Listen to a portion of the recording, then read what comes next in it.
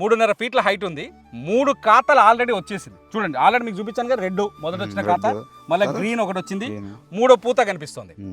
So Ranga 279 crop ఈయన వేయటం వల్ల ఏంటంటే, ఒకటి 3.5 ఫీట్ల హైట్ వస్తుంది, రెండోది వచ్చేసి 3 క్రాప్లు ఆల్రెడీ వచ్చేసింది. నమ్మకం ఉంటే బాబాయ్ చెప్తున్నాడు, 4వ ఖాతా కూడా రావచ్చు అని చెప్తున్నాడు. మంచిగా నీళ్లు కడుతున్నాడు, కంటికి రెప్పలా చూసుకుంటున్నాడు పొలాన్ని. మూడోది వచ్చేసి దీనికి ఉన్న స్పెషాలిటీ ఏంటంటే 3 క్రాపులు సమాంతరంగా ఉంటుంది కాయ. మొదటి క్రాప్లో సైజు ఏదైతే ఉందో ఈ మిర్చి సైజు, మనం గ్రీన్ తీసుకో, ఇందులో సెకండ్ క్రాప్లో గ్రీన్, రెండు సేమ్ ఉంటాయి చూడండి, సైజులో సేమ్ ఉంటుంది.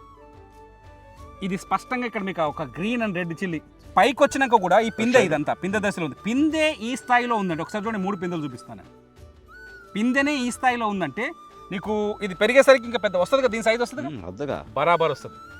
తాళ్ళు అస్సలు కనిపించట్లేదు కదా, తాళం లేదు. శ్రీ సాగర్ సీడ్స్ వారి రంగా 279 విత్తనాల గురించి మనం తెలుసుకుంటే, ఇటువంటి రంగా 279 లాంటి క్రాప్ దొరికితే ఆ రైతుకి నిజంగా గుండెల మీద చేసుకుని హాయిగా నిద్రపోతాడు.